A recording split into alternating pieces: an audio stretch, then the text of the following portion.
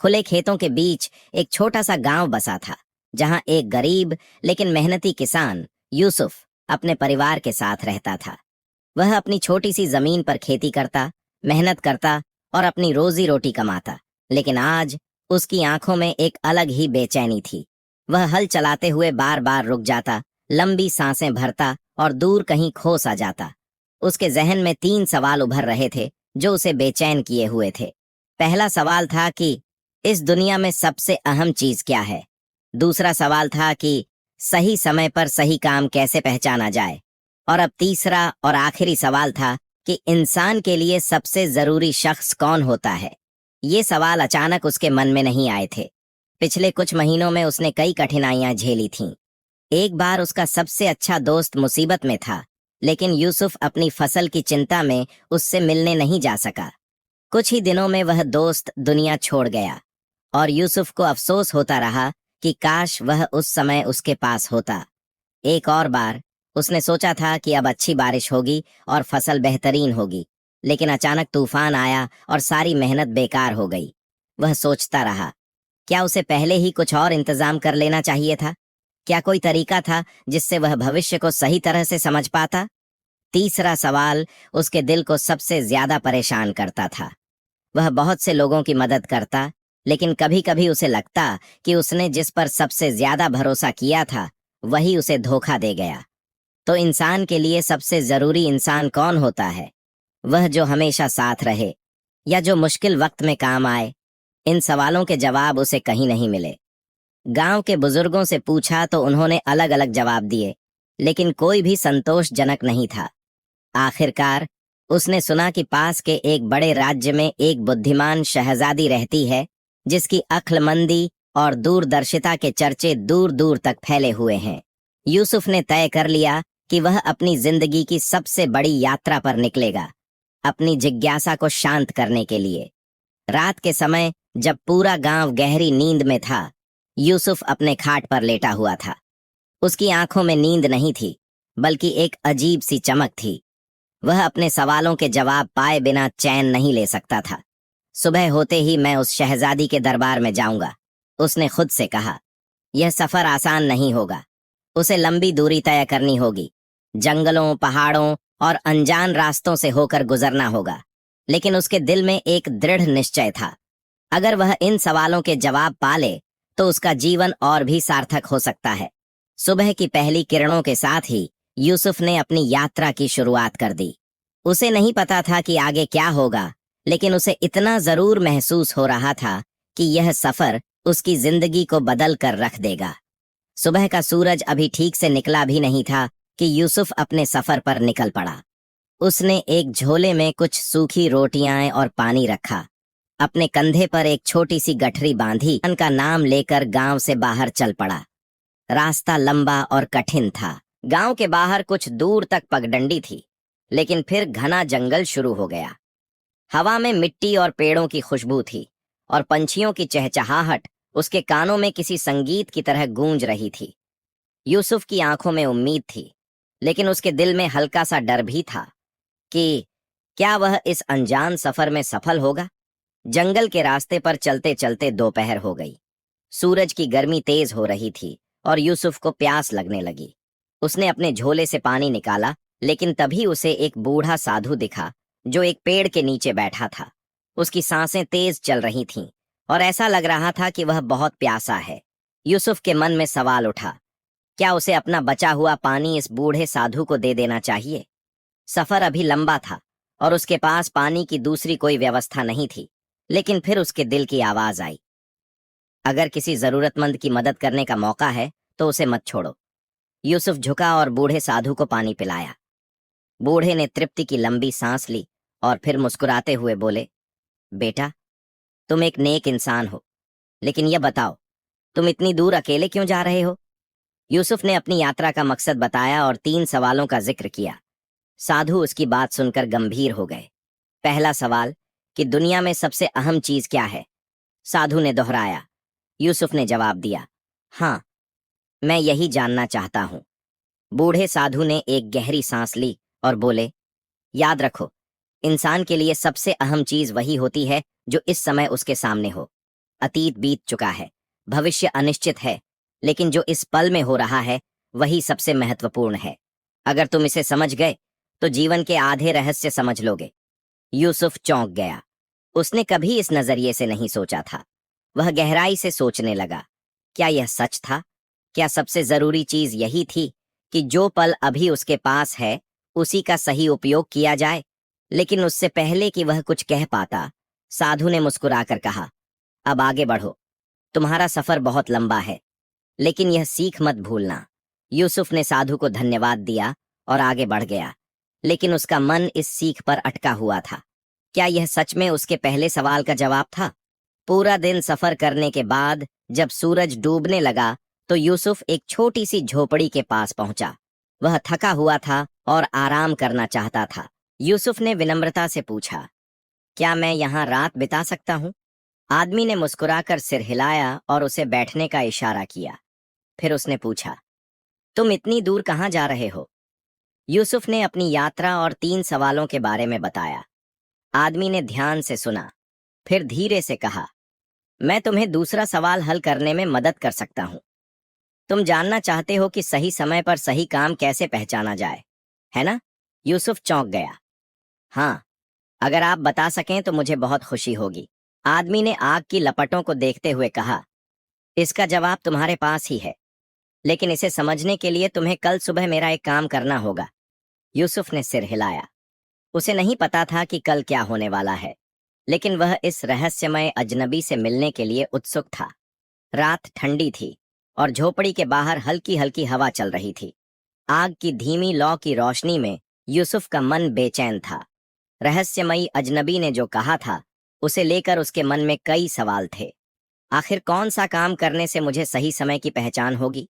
सुबह होते ही अजनबी ने यूसुफ को जगाया और कहा, अब समय आ गया है कि तुम अपने सवाल का जवाब खुद खोजो। मैं तुम्हें एक काम दूंगा। अगर तुम इसे सही ढंग से कर पाए तो तुम्हारा दूसरा सवाल हल हो जाएगा। अजनबी यूसुफ को झोपड़ी से बाहर ले गया। वहां एक बड़ा सा खेत फैला हुआ था, जिसमें कई जगह झाड़ियां उगी हुई थीं। उसने एक फावड़ा यूसुफ को दिया और कहा, तुम्हें यह खेत साफ करना होगा, लेकिन कब कौन सा हिस्सा साफ करना है यह तुम्हें खुद तय करना होगा। यूसुफ को यह काम आसान लगा। उसने तुरंत फावड़ा उठाया और सामने की झाड़ियों को काटने लगा। लेकिन कुछ ही देर बाद अजनबी ने कहा, रुको। यूसुफ ने हैरानी से देखा। अजनबी बोला, तुमने यह तय कैसे किया कि सबसे पहले यही झाड़ियां काटनी चाहिए? क्या तुमने सोचा कि यहाँ सबसे ज्यादा खरपतवार कहाँ है, या यह कि किस हिस्से की जमीन सबसे ज्यादा उपजाऊ है? यूसुफ ठिठक गया। उसने बिना सोचे समझे ही काम शुरू कर दिया था। अजनबी मुस्कुराया और बोला, याद रखो, सही समय पर सही काम करने का मतलब यह है कि पहले पूरी स्थिति को समझो, फिर तय करो कि अभी सबसे जरूरी क्या है। यूसुफ ने अब नए सिरे से सोचना शुरू किया। उसने देखा कि खेत का एक हिस्सा पूरी तरह सूख चुका था, जबकि कुछ हिस्सों में अभी नमी थी। अगर पहले सूखे हिस्से को ठीक किया जाता तो यह बाद में फसल के लिए तैयार हो सकता था। अब उसने सोच समझकर सही जगह से काम शुरू किया। अजनबी ने मुस्कुराकर कहा, यही तुम्हारे दूसरे सवाल का जवाब है। सही समय पर सही काम वही होता है जो परिस्थिति को देखकर समझदारी से तय किया जाए। कोई काम अच्छा या बुरा नहीं होता, यह केवल इस पर निर्भर करता है कि उसे कब किया जाए। यूसुफ की आंखों में चमक आ गई। ये बात कितनी सीधी थी, लेकिन उसने कभी इस तरह से नहीं सोचा था। अब जब यूसुफ चलने को तैयार हुआ तो उसने अजनबी से पूछा, आप कौन हैं और आपने मेरी मदद क्यों की? अजनबी ने हल्की हंसी के साथ कहा, मैं बस एक राहगीर हूं जो कभी इसी सफर पर था। जब तुम्हें कोई सीख मिलती है तो उसे दूसरों तक पहुंचाना भी एक जिम्मेदारी बन जाती है। यूसुफ ने आदरपूर्वक सिर झुका लिया। अब उसके 2 सवाल हल हो चुके थे, लेकिन तीसरा सवाल अभी भी बाकी था। इंसान के लिए सबसे जरूरी शख्स कौन होता है? यूसुफ ने अजनबी का धन्यवाद किया और आगे बढ़ गया। अब उसका अगला पड़ाव वह शहर था जहां बुद्धिमान शहजादी रहती थी। लेकिन इस सफर में उसके साथ क्या होने वाला था यह कोई नहीं जानता था। यूसुफ के कदम अब तेज हो चुके थे। 2 सवालों के जवाब उसने पा लिए थे, लेकिन तीसरा सवाल अभी भी उसके मन में गूंज रहा था। इंसान के लिए सबसे जरूरी शख्स कौन होता है? जंगल पार करने के बाद आखिरकार वह उस राज्य की सीमा पर पहुंचा जहां बुद्धिमान शहजादी का महल था। शहर की ऊंची दीवारें और चौड़ी सड़कें देखकर यूसुफ को एहसास हुआ कि यह गांव से बहुत अलग जगह थी। यहाँ व्यापारियों क्या हुआ? यूसुफ ने पास खड़े एक आदमी से पूछा। आदमी ने चिंतित स्वर में कहा, राज्य में कुछ दिनों से अजीब घटनाएं हो रही हैं। कोई किसी की मदद नहीं कर रहा क्योंकि डर है कि मुसीबत में फंस जाएंगे। कैसी घटनाएं? यूसुफ ने जिज्ञासा से पूछा। बस कल ही की बात है। एक बूढ़े आदमी को राह में लुटेरों ने घेर लिया। लोग देख रहे थे लेकिन किसी ने मदद नहीं की। हर कोई सोच रहा था कि कोई और आगे आए। यूसुफ को यह सुनकर अजीब लगा। क्या इस शहर में लोगों के लिए सबसे जरूरी शख्स खुद उनका अपना ही स्वार्थ था? अचानक लोगों की हलचल और बढ़ गई। बाजार के बीचों बीच एक गरीब महिला अपने बच्चे के साथ गिरी हुई थी। बच्चा भूख से रो रहा था और महिला मदद के लिए लोगों की ओर देख रही थी, लेकिन कोई भी आगे नहीं बढ़ रहा था। यूसुफ ने देखा कि लोग केवल तमाशा देख रहे थे। कुछ लोग कानाफूसी कर रहे थे। अगर हमने मदद की तो हमें भी परेशानी हो सकती है। यूसुफ आगे बढ़ा और बिना किसी झिझक के महिला को सहारा दिया। उसने अपने झोले से बची हुई रोटियां निकालकर उन्हें दीं। महिला की आंखों में आंसू आ गए, लेकिन वह कृतज्ञता से यूसुफ को देखने लगी। तभी एक भारी आवाज आई, रुको! यूसुफ ने पलटकर देखा। एक शाही सैनिक उसके पास आ रहा था। सैनिक के पीछे और लोग इकट्ठा हो गए। सैनिक ने कहा, शहजादी ने इस शहर में एक परख रखी थी, यह देखने के लिए कि इस कठिन समय में कौन इंसानियत को सबसे ऊपर रखता है। यूसुफ चौंक गया। मतलब? सैनिक मुस्कुराया और कहा, बुद्धिमान शहजादी इस शहर के लोगों को एक सबक सिखाना चाहती थीं। उन्होंने इस महिला को भेजा था यह देखने के लिए कि क्या कोई मदद करता है या नहीं। तुम पहले व्यक्ति हो जिसने बिना किसी डर के इनकी सहायता की। यूसुफ यह सुनकर अवाक रह गया। सैनिक ने आगे कहा, अब तुम्हें महल में बुलाया गया है। शहजादी खुद तुमसे मिलना चाहती हैं। यूसुफ का दिल जोरों से धड़कने लगा। यूसुफ को यकीन नहीं हो रहा था कि उसकी यात्रा अब इतने अहम मोड़ पर पहुंच गई है। शाही सैनिक उसे महल की ओर ले जा रहे थे और चारों ओर लोगों की फुसफुसाहट सुनाई दे रही थी। एक साधारण किसान को शहजादी ने बुलाया है। यह सुनकर कई लोग हैरान थे। महल की ओर बढ़ते हुए यूसुफ ने शहर की भव्यता को गौर से देखा। ऊंचे ऊंचे महल, सुंदर बाग और सजे धजे पहरेदार, यह सब उसकी दुनिया से बिल्कुल अलग था। जब यूसुफ महल के मुख्य द्वार से गुजरा तो उसने देखा कि अंदर सब कुछ सुनियोजित और सजा हुआ था। सफेद संगमरमर की दीवारें, सुनहरे पर्दे और जगह जगह जलते दियों की रोशनी ने पूरे महल को एक जादुई आभा दे रखी थी। सैनिक उसे एक बड़े हॉल में ले गए जहां सामने ऊंचे मंच पर एक शानदार सिंहासन रखा था। सिंहासन पर एक स्त्री बैठी थी, शहजादी। यूसुफ ने पहली बार इतनी बुद्धिमान और प्रभावशाली शख्सियत को देखा। उसकी उम्र ज्यादा नहीं थी, लेकिन उसकी आंखों में गहरी समझ और चेहरे पर संयम की छाप थी। आओ किसान, शहजादी ने शांत आवाज में कहा। यूसुफ झुककर अभिवादन करता हुआ आगे बढ़ा। शहजादी ने मुस्कुराकर पूछा, तुम्हारा नाम क्या है? यूसुफ, जहां पनाह, उसने विनम्रता से जवाब दिया। यूसुफ, तुम इस राज्य में क्यों आए हो? यूसुफ ने अपने 3 सवालों की पूरी कहानी शहजादी को सुना दी। कैसे वह इन प्रश्नों के उत्तर खोजने के लिए निकला, कैसे उसे बूढ़े साधु से पहला जवाब मिला, कैसे अजनबी राहगीर ने उसे दूसरा सबक दिया और कैसे उसने बाजार में एक जरूरतमंद की मदद की। शहजादी ने ध्यान से सुना और फिर बोली, तो तुम्हें अब तक 2 सवालों के जवाब मिल चुके हैं, लेकिन तीसरा सवाल अभी बाकी है। क्या तुम सोच सकते हो कि इसका जवाब क्या हो सकता है? यूसुफ सोच में पड़ गया। उसने कहा, मुझे नहीं पता, लेकिन मैं यह समझ गया हूं कि जब मैंने उस जरूरतमंद महिला की मदद की तो वही पल मेरे लिए सबसे अहम था। शहजादी ने सिर हिलाया। बिल्कुल। और अब सोचो, उस पल में सबसे जरूरी शख्स कौन था? यूसुफ का दिमाग तेजी से घूमने लगा।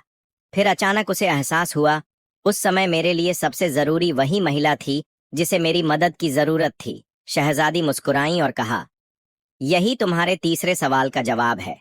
इंसान के लिए सबसे जरूरी शख्स वही होता है जो उसके सामने हो और जिसे उस पल उसकी जरूरत हो।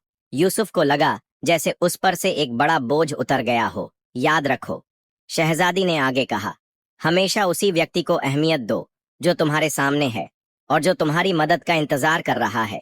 यही सच्ची इंसानियत है। यूसुफ की आंखों में चमक आ गई। उसकी यात्रा पूरी हो चुकी थी। उसके तीनों सवालों के जवाब अब उसके पास थे। यूसुफ के मन में अब एक अजीब सी शांति थी। उसके तीनों सवालों के जवाब उसे मिल चुके थे। सबसे अहम चीज वही होती है जो इस समय हो रही हो। सही समय पर सही काम वही होता है जो परिस्थिति के अनुसार हो, और सबसे जरूरी शख्स वही होता है जो उस वक्त हमारे सामने हो और जिसे हमारी जरूरत हो। लेकिन शहजादी के चेहरे पर अब भी एक रहस्यमयी मुस्कान थी। ऐसा लग रहा था कि अभी कुछ बाकी है। शहजादी ने कहा, यूसुफ, तुमने अपने सवालों के जवाब तो पा लिए हैं, लेकिन क्या तुम वाकई इन्हें पूरी तरह समझ चुके हो? यूसुफ ने सिर झुका लिया। जहां पनाह, मुझे लगता है कि मैंने समझा है, लेकिन अगर आप कुछ और समझाना चाहें तो मैं सीखने के लिए तैयार हूं। शहजादी ने एक पल सोचा, फिर अपनी सीट से उठकर खिड़की के पास चली गईं। खिड़की से बाहर एक बड़ा बाग था जहां हरे भरे पेड़ और रंग बिरंगे फूल खिले हुए थे। उन्होंने इशारा किया, इस बाग को देखो यूसुफ, ये कितना सुंदर है, लेकिन क्या तुम्हें पता है कि इसे इतना हरा भरा रखने के लिए क्या करना पड़ता है? यूसुफ ने ध्यान से देखा और कहा, शायद इसे समय समय पर पानी देना पड़ता होगा, खरपतवार हटानी पड़ती होगी और सही मौसम में बीज बोने पड़ते होंगे। शहजादी मुस्कुराई, बिल्कुल सही, लेकिन अगर माली यह न समझे कि सही समय पर कौन सा काम करना जरूरी है तो यह बाग सूख जाएगा। यही तुम्हारी जिंदगी के लिए भी सच है। तभी महल के द्वार पर हलचल मच गई। एक सैनिक दौड़ता हुआ अंदर आया और बोला, जहां अपना, शहर के दक्षिणी द्वार पर एक घायल आदमी पड़ा है। शायद किसी ने उसे लूट कर मारने की कोशिश की है। वह बेहोश है और बहुत तकलीफ में है। यूसुफ ने बेचैनी से इधर उधर देखा, लेकिन बाकी दरबारियों के चेहरे बिना किसी चिंता के दिख रहे थे, जैसे यह कोई नई बात नहीं थी। शहजादी ने अपनी नजरें यूसुफ पर टिकाईं और कहा, तो बताओ, अब तुम क्या करोगे? यूसुफ ने बिना देर किए कहा, जहां अपना, अगर कोई जरूरतमंद है तो हमें तुरंत उसकी मदद करनी चाहिए। शहजादी ने सिर हिलाया, लेकिन तुम अभी मेरे दरबार में हो। क्या तुम्हें नहीं लगता कि तुम्हें मेरी बातें पूरी तरह समझने के बाद ही जाना चाहिए? यूसुफ के मन में एक द्वंद्व शुरू हो गया। उसने सीखा था कि सबसे जरूरी शख्स वही होता है जिसे उस समय हमारी जरूरत हो, और इस समय वह घायल आदमी सबसे जरूरी था। यूसुफ ने दृढ़ता से कहा, जहां पनाह, आपकी बातें सुनना मेरे लिए बहुत महत्वपूर्ण है, लेकिन इस समय मेरी सबसे बड़ी जिम्मेदारी उस घायल आदमी की मदद करना है। अगर मैंने अब देरी की तो शायद वह बच ही न पाए। शहजादी के चेहरे पर संतोष की मुस्कान आई। उन्होंने अपने सैनिकों को आदेश दिया, इस युवक के साथ जाओ और उस घायल आदमी की मदद करो। यूसुफ तेजी से महल के बाहर निकला। जब यूसुफ और सैनिक दक्षिणी द्वार पर पहुंचे तो उन्होंने देखा कि एक गरीब व्यापारी सड़क पर पड़ा हुआ था। उसके कपड़े फटे हुए थे और उसके सिर से खून बह रहा था। यूसुफ ने तुरंत उसे पानी पिलाया और सैनिकों से कहा कि वे उसे एक सुरक्षित जगह ले जाएं। जब व्यापारी को होश आया तो उसने कांपती आवाज में कहा, अगर तुम कुछ देर और नहीं आते तो शायद मैं बच नहीं पाता। खुदा तुम्हें नेक रास्ते पर चलाए। यूसुफ के दिल में एक अजीब सी संतुष्टि थी। अब उसे यकीन हो गया था कि उसने जो सीखा था वह सिर्फ शब्द नहीं थे, वह असली जिंदगी के लिए थे। जब यूसुफ वापस महल लौटा तो शहजादी दरबार में उसका इंतजार कर रही थीं। उन्होंने कहा, यूसुफ, अब तुम्हारी परीक्षा पूरी हो गई। अब मुझे यकीन है कि तुमने अपनी सीख को पूरी तरह आत्मसात कर लिया है। यूसुफ ने झुककर धन्यवाद किया। शहजादी ने एक छोटी सी थैली उसकी ओर बढ़ाई। यह तुम्हारे लिए एक उपहार है। इसमें सोने के सिक्के हैं, लेकिन असली इनाम वह ज्ञान है जो तुम अपने साथ लेकर जा रहे हो। अब जाओ और अपने गांव के लोगों को यह सिखाओ कि सही समय पर सही इंसान की मदद करना ही असली इंसानियत है। यूसुफ ने आंखों में कृतज्ञता के आंसू लिए हुए वह थैली ली, लेकिन उसके लिए असली दौलत वह समझ थी जो उसे इस सफर से मिली थी। अब वह अपने गांव वापस जाने के लिए तैयार था, लेकिन वह वही साधारण किसान नहीं था जो यहाँ आया था। अब वह एक बदला हुआ इंसान था। यूसुफ ने महल के द्वार से बाहर कदम रखा। उसकी आंखों में एक नई चमक थी, समझ की चमक, बदलाव की चमक। अब वह सिर्फ एक साधारण किसान नहीं था, बल्कि वह अपने 3 सवालों के जवाब के साथ एक नया उद्देश्य लेकर लौट रहा था।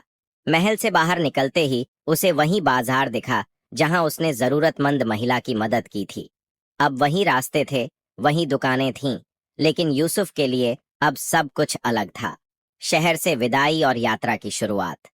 यूसुफ ने देखा कि रास्ते में कुछ लोग अब भी अपने अपने कामों में लगे थे। कुछ वही लोग थे जो पहले किसी जरूरतमंद की मदद करने से हिचकिचाते थे। अब उन्हें देखना अजीब लग रहा था। तभी एक बूढ़ा व्यापारी उसके पास आया और बोला, बेटा, हमने तुम्हें उस दिन उस गरीब महिला की मदद करते देखा था और फिर सुना कि तुम्हें शहजादी ने अपने महल में बुलाया। क्या तुम हमें बता सकते हो कि वहां क्या हुआ? यूसुफ मुस्कुराया और बोला, मैं बताऊंगा, लेकिन रास्ते में चलते चलते इस तरह कुछ लोग उसके साथ हो लिए और वह अपनी यात्रा के अनुभव सुनाने लगा। कैसे उसने जंगल में रहस्यमयी अजनबी से मुलाकात की, कैसे उसने खेत की जमीन को साफ करने के जरूरी समय को समझा और कैसे उसने सही समय पर सही इंसान की मदद करने का महत्व सीखा। जब वह शहर के द्वार पर पहुंचा तो कुछ और लोग उसकी बातें सुनने के लिए इकट्ठा हो गए। क्या हम भी यह सीख सकते हैं? एक नौजवान ने पूछा। यूसुफ ने सिर हिलाया। इंसान को सीखने के लिए कहीं जाने की जरूरत नहीं होती, उसे सिर्फ अपने आसपास की चीजों को सही तरह से देखने की जरूरत होती है। और इसके बाद यूसुफ ने गांव की ओर अपना सफर फिर से शुरू किया। गांव के रास्ते में एक जगह एक पत्थर बीच रास्ते में पड़ा हुआ था। वह बहुत बड़ा नहीं था, लेकिन इतना जरूर था कि अगर कोई घोड़ा या गाड़ी तेजी से आ रही हो तो वह ठोकर खाकर गिर सकती थी। यूसुफ ने देखा कि लोग इस पत्थर को देखकर बस किनारे हो रहे थे, लेकिन कोई भी उसे हटाने की कोशिश नहीं कर रहा था। यूसुफ ठहर गया। उसने सोचा, अगर यह पत्थर यहीं पड़ा रहा तो किसी न किसी को चोट लग सकती है, और यह भी एक जरूरतमंद की तरह ही है जिसे मेरी मदद की जरूरत है। उसने अपना सामान किनारे रखा और पत्थर को हटाने लगा। उसे यह काम अकेले करना मुश्किल लग रहा था, लेकिन वह रुका नहीं। कुछ ही देर में 2 राहगीरों ने उसे ऐसा करते देखा और उसकी मदद के लिए आ गए। साथ मिलकर उन्होंने पत्थर को हटाया और जब वह रास्ते से साफ हुआ तो वहां जमीन पर कुछ सिक्के दबे हुए थे। यह क्या? एक राहगीर ने कहा। तभी पास से एक व्यापारी आया और बोला, ओह, यह सिक्के राजा ने यहाँ इसलिए रखे थे ताकि यह देखा जा सके कि कौन इस पत्थर को हटाने की कोशिश करता है। राजा ने कहा था कि जो इसे हटाएगा वह इनाम का हकदार होगा। यूसुफ को यह देखकर हंसी आ गई। यही तो सीख है। अगर हम जरूरत के समय मदद के लिए आगे आएंगे तो इनाम खुद हमारे पास आ जाएगा। अब यूसुफ को यकीन हो गया कि वह सही रास्ते पर है। कई दिनों की यात्रा के बाद यूसुफ आखिरकार अपने गांव पहुंच गया। जब उसने अपने घर की दहलीज पर कदम रखा तो उसे एहसास हुआ कि वह अब वही व्यक्ति नहीं था जो यहां से निकला था। गांव में सब कुछ वैसा ही था। वही खेत, वही कच्चे रास्ते, वही पहचानी हुई झोपड़ियां। लेकिन अब यूसुफ की नजरें इन्हें एक नए नजरिए से देख रही थीं। उसके माता पिता ने जब उसे देखा तो खुशी से उनके चेहरे खिल उठे। यूसुफ, तुम वापस आ गए। उसकी मां ने उसे गले लगा लिया। पिता ने उसे गौर से देखा और कहा, लेकिन तुम कुछ अलग लग रहे हो बेटे। यूसुफ मुस्कुराया। अब मैं वही यूसुफ नहीं हूं जो यहां से गया था। अब मैं जानता हूं कि जिंदगी को सही ढंग से कैसे जीना चाहिए। इसके बाद उसने अपने माता पिता और गांव के बुजुर्गों को अपनी पूरी यात्रा की कहानी सुनाई। धीरे धीरे उसकी बातें पूरे गांव में फैलने लगीं। लोग जानना चाहते थे कि उसने क्या सीखा और कैसे उसने अपनी सोच को बदला। एक दिन गांव के चौपाल पर यूसुफ ने सबको इकट्ठा किया और बोला, हम सब अपने खेतों की देखभाल करते हैं, लेकिन क्या हमने कभी अपने वक्त और अपने फैसलों की देखभाल की है? हम अक्सर सोचते हैं कि हमें बड़े बदलाव लाने होंगे, लेकिन असलियत यह है कि छोटे छोटे अच्छे काम ही सबसे बड़े बदलाव लाते हैं। गांव वालों ने सिर हिलाया। फिर यूसुफ ने समझाया कि कैसे सही समय पर सही काम करना जरूरी है और कैसे इंसान को हमेशा उसी की मदद करनी चाहिए जो उस वक्त उसकी जरूरत में हो। गांव में धीरे धीरे एक नया माहौल बनने लगा। लोग अब पहले से ज्यादा एक दूसरे की मदद करने लगे। दिन गांव में अचानक अफवाह फैल गई कि एक गरीब किसान की पूरी फसल जलकर राख हो गई है। वह किसान बहुत परेशान था क्योंकि उसकी सारी मेहनत बर्बाद हो चुकी थी। गांव के लोग आपस में बात करने लगे। बेचारा, अब यह क्या करेगा? यूसुफ ने सोचा। यही वह मौका है जब मेरी सीख का असली इम्तिहान होगा। वह तुरंत किसान के घर पहुंचा और बोला, चिंता मत करो, हम सब तुम्हारी मदद करेंगे। गांव के कुछ लोग झिझक रहे थे। लेकिन हम अपनी फसल के बारे में भी तो सोचें, यूसुफ ने मुस्कुराकर कहा। अगर हम सही समय पर किसी की मदद नहीं करेंगे तो हमें कभी सही समय पर मदद नहीं मिलेगी। धीरे धीरे गांव वालों ने मदद के लिए हाथ बढ़ाना शुरू किया। किसी ने बीज दिए, किसी ने पानी देने का वादा किया और किसी ने श्रम देने की पेशकश की। कुछ ही हफ्तों में उस किसान की जमीन फिर से हरी भरी हो गई। अब गांव के लोग समझ चुके थे कि इंसान को सिर्फ अपने लिए नहीं बल्कि दूसरों के लिए भी सोचना चाहिए। और फिर यूसुफ ने गांव वालों से कहा, हम सबको यह याद रखना चाहिए कि सबसे अहम काम वही होता है जो सही समय पर किया जाए। सबसे जरूरी इंसान वही होता है जिसे हमारी जरूरत हो, और सबसे अच्छा समय वही होता है जो अभी है। गांव में अब सब कुछ बदल चुका था और इसी के साथ यूसुफ की यात्रा पूरी हुई, लेकिन उसकी सीख हमेशा के लिए जिंदा रही।